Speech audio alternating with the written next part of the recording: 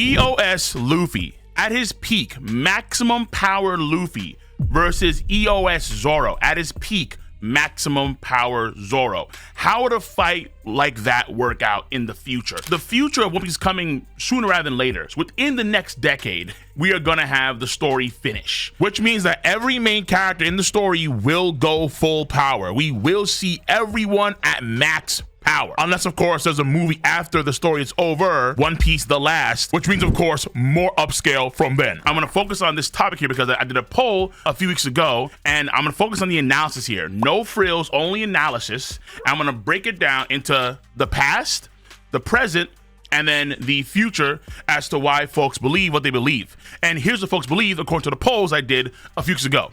First, on YouTube, EOS Zoro is stronger than EOS Luffy. You have 4%. EOS Luffy equals EOS Zoro, you have 6%. EOS Zoro is slightly weaker than EOS Luffy, that is 59%, the majority. And then EOS Zoro is much weaker, that is 31%, the second majority on that poll with 11,000 votes. On Twitter though, the results do vary. EOS Zoro is stronger, the same 4%. EOS Luffy, EOS Zoro, around the same 6%. EOS Zoro, slightly weaker than EOS Luffy though, is at 42%, the second majority, and then the majority was EOS Zoro is much weaker than EOS Luffy, that is at 46%, with 3,000, almost 4,000 votes. We can kind of gauge the future by gauging the past. Proverbially, as the saying goes, history tends to rhyme and reason. So we should learn from the past a little bit here as to how we get a situation where on YouTube, Zoro is slightly weaker, 59% of that, and even on Twitter, though not the majority, the second majority at 42%. And essentially speaking, this all kind of boils down to effectively one arc, and that one arc is Whiskey Peak. Whiskey Peak is when we have, for the first time, a genuine scrap between Monkey D. Luffy and Zoro. And obviously Luffy was in the wrong, and Zoro was trying to teach him what was what. They did have a scrap. And that fight back then, it was pretty close. Relatively speaking, you can argue that Zoro was probably on the back foot because Luffy, he's the captain ultimately, and Luffy has the stamina. He's shown better things, he's better fighters. Beforehand, he's blue against guys like Arlong and Don Krieg and so on, while Zoro beat guys that were much, much weaker. However, the fact of the matter is that when they did put swords to fist, they were actually going neck and neck for a period of time. So that, I think, has stuck in the minds of many fans of the series for up until this day, honestly, where people believe that to this day, if Zoro and Luffy fight, it should be a pretty tight fight to the point where, yeah, Zoro will probably lose, but he's not that far under maximum power Luffy. But there are moments that kind of reinforce the idea that Zoro should be relative to Luffy in some way. Like, for example, at the end of the Water 7 arc, not Enies Lobby, Water 7, going to Enies Lobby, they have to deal with the giant Aqua Laguna wave, where you have Luffy and Zoro do a combo cannon attack to blow a hole in that gigantic tidal wave, and it's showing you that at times Zoro can match Luffy's output of power. Another example, well, let's say be right after that actually, there are moments where you see Luffy put a lot of faith and trust in Zoro, where, for example, right after the tidal wave, we see on the way to Enies Lobby, there's that part of the train that's still on the tracks left behind. Well, he trusts Zoro to cut that train apart, and he does. A lot of folks also recall when Zoro fought against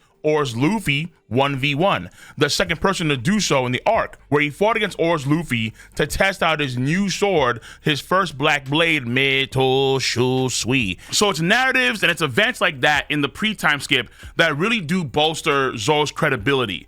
But then going into the post-time skip, things change. And I guess we can argue how, okay, it's very obvious that Zoro's getting some limelight, but against opponents that are not really all that great. Not until King the Wildfire, because beforehand, you have his fight against Monet. She was not worthy of a fight between Zoro. Then you have Pika, who also wasn't really worthy of a fight between Zoro and himself. And then Zoro has no major fight up until Wano Country, where he fights against King the Wildfire, and after that, Rob Lucci. Now we get into the present. And for this section, I'm going to include Dressrosa onwards. So from Dressrosa to current day Elbaf is the present section of this video. In the present, because Zoro hasn't gotten that much focus compared to Luffy in terms of fights, in terms of situations, it's hard to say that Zoro would have the same growth rate as Luffy, particularly when Luffy first showed off Gear 4 Bound Man. Gear 4 Bound Man is a massive game changer to, you can argue, the power dynamic of the crew, at least what some folks assume that dynamic was in the pre-time skip. If you want to argue that Zoro was, let's say, a hair behind Luffy, the argument did make some sense. Whether it was reality or not, only Oda knows. In the post-time skip, things changed where, again, Zoro, when he first shows off, let's say, his proper usage of armored haki for the first time in Dressrosa, what does Luffy show? Luffy showcases Bowman. He pulls off a whole new form for the first time, and it is devastating. Gear 4 Bowman's existence and introduction to the story is a huge leap forward, a huge bound forward for Luffy in the power dynamic compared to the rest of the crew. And I would say this is probably the beginning of the sentiment that you see on Twitter, where the majority of people on Twitter believe that Zoro is significantly weaker than Luffy and will be even in EOS. And then on Whole Cake Island, Zoro's MIA. Zoro, there's no fights there. Unless you want to include Rhodey versus Luffy or Zoro versus Carrot, I wouldn't include any of the Zoro fights really for any sort of like major growth, that kind of stuff. But in Whole Cake Island, there's clear, distinct growth on Luffy on two fronts. Number one, observation haki ascension. And then number two, Snake Man. Even if, let's say, you could assume that Zoro and Luffy were, let's say, only a tier below each other, so Zoro's only slightly weaker than Luffy, the problem is that the growth rate of Luffy was going parabolic. It was going exponential. With Zoro's growth rate, there were no signs at all that he was improving that much from, let's say, the time he was on Zou to the time we don't see him in Wano Country. If you weren't online back then in the One Piece community, what you would see is various folks say things like, well, Zoro's fighting very strong samurai right off screen, and so Zoro's gonna be stronger and be right where he was underneath Luffy, but let's say one tier by the time we go to Wano Country. Or let's say, for example, Zoro was always stronger than Luffy at the beginning of the post-time skip, up until the point where Luffy showed Bound Man. So you would see narratives in the past like that, but a lot of it, unfortunately, comes to a head for Zoro in Wano Country. Zoro, during Wano Country, he gets, number one, he reveals, actually, that he did learn the Firefox style of Kinemon, obviously. Number two is that he attains the Blade Enma, which is a power-up. Number three is that he is able to utilize Conqueror's Haki Infusion. He actually skips a step, and he can utilize Conqueror's Haki Infusion against King the Wildfire during their fight. But Luffy has way more substantial power-ups, and one of the biggest killers here is that he gets a more substantial power-up in the same field as Zoro does. Both Luffy and Zoro awaken Conqueror's Haki Infusion, but Zoro's proficiency at that ability is so poor, he's risking his own life in the process. According to Zoro himself in chapter 1035, and I quote, "I don't have much time. If this drags on, the sword will suck the life from me." So he has the infusion, but he's nowhere near as proficient, or his pool of Conqueror's Haki is not as strong, or however Oda perceives it. His Nen ability isn't as special, his chakra pool isn't as large, however you want to perceive it, right? His Reishi doesn't have that much pressure compared to Luffy. Luffy is not only proficient, but he gets even more proficient as the arc goes on with Conqueror's Haki Infusion. So what almost kills Zoro, Luffy uses casually. In base form, for that matter. He does it in base form, and he's able to scrap with hybrid form Kaido for an extended amount of time before the island kickoff, after he got kicked off the island, and when he came back, he was still in base form. And even though Zoro does get Emma, which is one of the greatest swords I've ever seen in the story by far and away, that does not compare to the Gear 5 Awakening. The Gear 5 Awakening is a whole paradigm shift, the likes of which we've never seen before in the entire story. That was on top of Zoro displaying his strongest move on Kaido, the Ashura's Dead Man game, which had Conqueror's Haki imbued into it, hence Kaido's question after the fact, but he didn't make Kaido fall. Whereas Luffy was doing that on a regular basis. And then remember, he also gets a third power-up at the beginning of the arc in Act 2, Armored Haki, Rio Haki, but Luffy also skips a step in that too, where his Real Haki does internal damage off the gate. So just how Zoro skipped a step in his Conqueror's Haki, so did Luffy for his Armored Haki. And those have been the major power-ups of the entire post-time skip so far, thus far. And then when you compare the totality of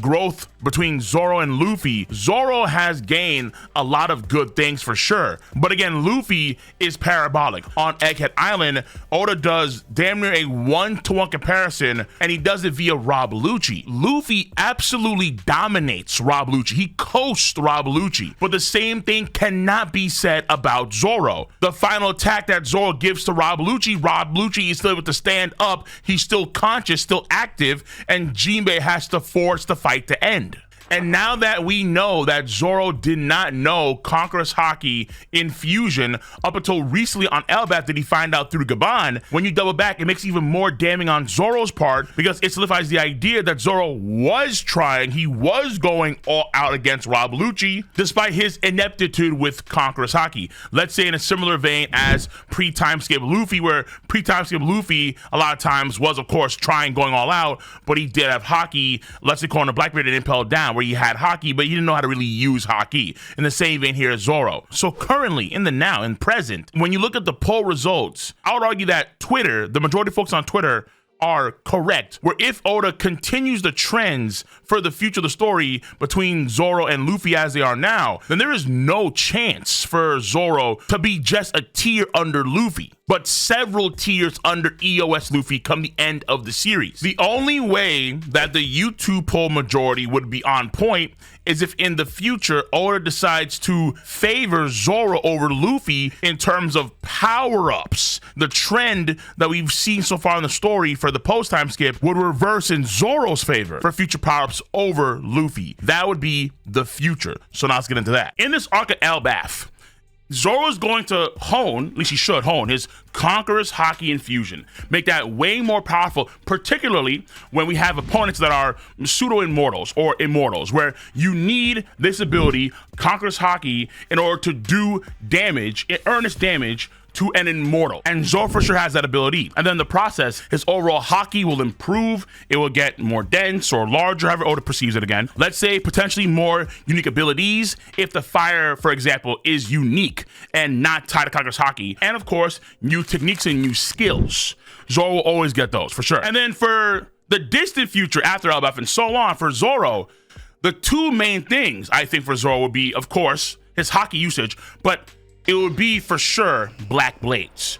Black Blades, I would like to believe that Zoro will be able to achieve a Black Blade for all three of his swords. For Enma, for Waruchi Monji, and for the Sonic Atetsu. If he gets the Short Atetsu from Nashijiro, okay, that's a bit different there. But in Wano Country, we find out what effectively a Black Blade is from Sukiyaki himself when he was masquerading as Tengyama Hitetsu. When a blade goes into a Black Blade permanently, it's a permanent rank up for that blade in the pecking order of blades. So if you have a great grade blade, like for example, Zoro's Enma, if it goes into a permanent Black Blade, now it's permanently ranked up into a supreme grade blade. If you have the Sonic Atetsu, which is a famed blade, it should rank up into a great grade blade. And then so it should be on the same par of Meito Shusui. That's the idea, where the blades would rank up because they are now permanent Black Blades, which only makes Zoro stronger, effectively speaking. Outside of his Haki, if Ashura is something that's very unique in some sense, I think it's going to be revealed in the future, and then Zoro going to tap more to that Ashura power, which might coincide with the embers on his swords. Right now, it's more theory crafting, but I'm trying to keep it grounded on what we actually know. And with Zoro, what we actually know is that Ashura is an illusion, but why can he do it in the first place? Why can Zoro make Ashura in the first place? We don't know. So the reason why he can do this in the first place could be a core foundation for his building blocks for the future and getting much, much stronger. But the question is, can he catch up to Luffy? Well, okay, what's Luffy's future? Well, obviously it's things like Haki mastery, like Zoro, but also it's Devil Fruit mastery too. And Devil Fruit mastery for him is very important because his ability has potentially the highest ceiling out of any power in story existence. When he went Gear 5, after he had that full stomach, after the Kuma flashback, Luffy, he was able to make not only the whole environment around him rubbery, but damn near the whole island. And the surrounding waters seem to be turning into rubber. Just him transforming into it. It could get to the point where Luffy in the future, again, let's say more theory stuff here, the human Fumato Nika could have components of not just Paramecia and Zoan, but also Logia as well. There are theories that do state that Luffy's power actually has assimilated all three groups. All three All three. That's a very scary thought. I'll put it like that. And then on top of that, be able to manifest things into existence, potentially, with his hologram scarf of imagination. Luffy's ceiling is too high to really go over fully in this video. But on a ground level, when you compare, let's say, the potential unique powers of Zoro outside of Haki to the unique powers of Luffy outside of Haki, Luffy is the Burj Khalifa and Zoro's an apartment complex. But then when you include Haki, things get really, really interesting. You see, Zoro will be able to improve his Conqueror's Haki in the future for sure, but his affinity is armament Haki, which means that, let's say, similar to Nen, likely the best abilities for Haki that you'll have will be centered around armament Haki. I know folks disagree with Oda's SBS statements about affinity types for Haki, but I think that Oda gave us living proof recently on Elbaf. So an example was gonna be, let's say, someone like Gaban, where Gaban has very powerful, clearly very powerful, and very skillful utilization of Conqueror's Haki infusion, obviously. But I would argue easily that his main thing is clearly observation Haki. He is very good at that Haki, without a doubt. He was the only person to sense the Holy Knights come in the first place. Gaban's Haki is, I think, very obviously tailored towards observation rather than conquerors. But he still has infusion, and he's very good at infusion. Zoro be the same thing, but more tailored towards armament Haki. But Luffy's is conquerors across the board. What's scary about this is Luffy's ceiling was probably already shown for conquerors Haki, and that's Joy Boy. What we saw on Agate Island is essentially what he's going to attain in the future, probably even stronger. He'll be able to do the Joy Boy Haki knot, and then more than that in the future. And that is terrifying. That is busted. Luffy being able to maximize his Conqueror's Haki to the same efficiency as Joy Boy would supersede Zoro's ability to maximize his armament Haki to whatever the highest levels of that could possibly be. So in conclusion, Zoro has a very high ceiling for sure, but Luffy's ceiling right now, if you consider the current trends and even for the near future with the Haki alone for Luffy and how that can play out and the powers he has there, the thing is that Luffy's trends seem to be even going more parabolic, whereas Zoro's are not growing at the same rate. The only way for Zoro to be, I think, slightly underneath Luffy in terms of power is if through his own skills and techniques, through his Haki, or through, let's say, new abilities, Oda has to give Zoro more power-ups and better quality power-ups than Luffy. Because coming out of the time skip, you can easily argue that Luffy was gapping Zoro, and then Dressrosa was the evidence of that. And now that gap is only widening because Luffy has been getting more treatment and more power-ups over the course of the entire post-time skip compared to Zoro. Even the quality of the power-ups is better. So moving forward, Oda has to treat Zoro in a similar way. Otherwise, Zoro will not be able to catch up to Luffy. Though there is one thing that does actually lean in favor of Zoro, and that's not the overall power, but in a fight, Zoro has the edge. All pun intended, because Luffy, in principle, should still be weak to cutting attacks.